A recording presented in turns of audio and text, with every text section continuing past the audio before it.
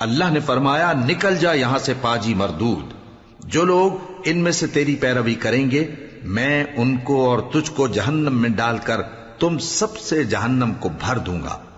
اور اے آدم، تم اور تمہاری بیوی بہشت میں رہو سہو، اور جہاں سے چاہو اور جو چاہو نوش جان کرو، مگر اس درخت کے پاس نہ جانا ورنہ گناہگار ہو جاؤ گے۔ تو شیطان دونوں کو بہکانے لگا تاکہ ان کی شرم گاہیں جو ان سے پوشیدہ تھیں ان پر کھول دے، اور کہنے لگا کہ تم کو تمہارے پروردگار نے اس درخت سے صرف اس لیے منع کیا ہے کہ تم فرشتے نہ بن جاؤ یا ہمیشہ جیتے نہ رہو۔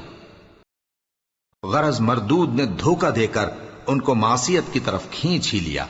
سو جب انہوں نے اس درخت کے پھل کو کھا لیا تو ان کی شرم گاہیں کھل گئیں، اور وہ بہشت کے درختوں کے پتے توڑ توڑ کر اپنے اوپر چپکانے اور سطر چھپانے لگے۔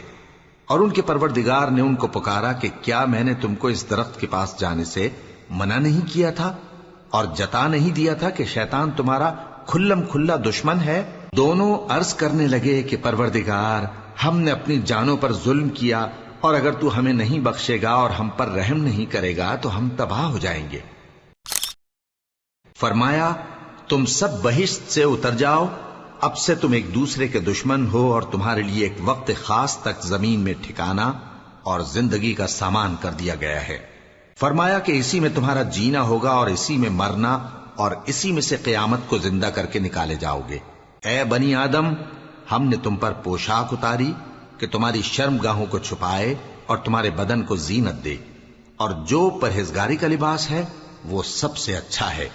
یہ اللہ کی نشانیاں ہیں تاکہ لوگ نصیحت حاصل کریں۔